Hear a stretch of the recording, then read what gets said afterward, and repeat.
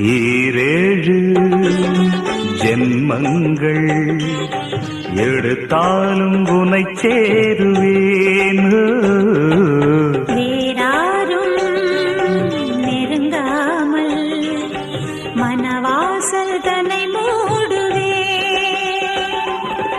உருவானது நல்ல சிவரஞ்சனி, உனக்காகத்தான் இந்த கீதாஞ்சலி.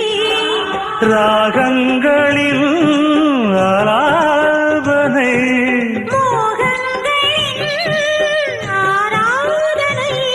உடலும் மனமும் தழுவும் பொழுதில் உருகும் ஒரு ஜீவன்தான் உன் பாடல்தான் ஓயாமல் இசைக்கின்றது.